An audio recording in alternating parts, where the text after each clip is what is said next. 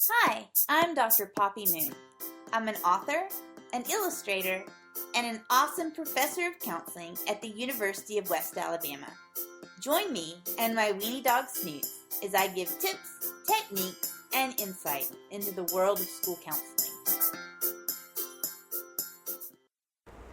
Hi, I'm Dr. Poppy Moon, and welcome to the podcast. Today, we're going to be talking about dealing with small groups. How many students constitutes a small group? That's a really good question.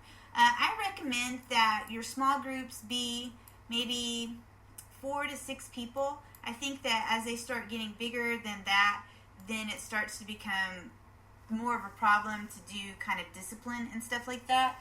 I have some books. I don't know if you guys know, but here's one. This is Operation Breaking the Boy Code, and it's an 8-week small group for kids. I have a girl code one too.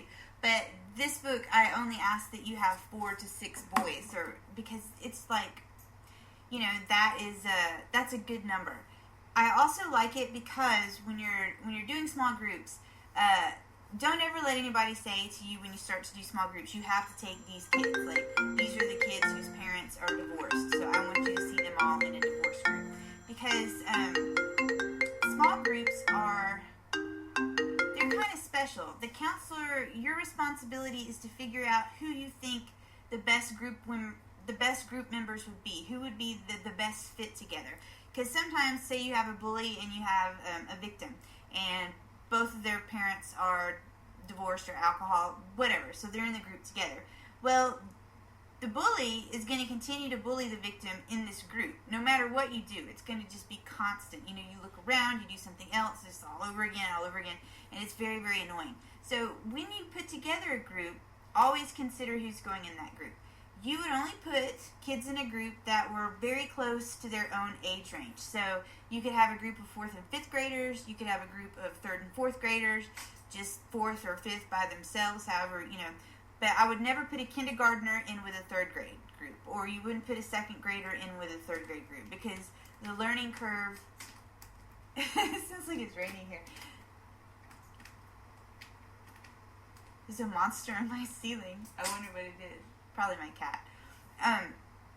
Anyway, because you want it to be a place where they all feel that they can come together and that they can be friends. And at the very beginning of these books, I have kind of like a script that you can use. You don't memorize the script, but it helps you read it, and it helps you explain to the kids what the expectations of the group are and how you're working together to help each other, that this isn't, a competition or anything, that you can be in this group. And another thing that you want to really press with small groups is confidentiality.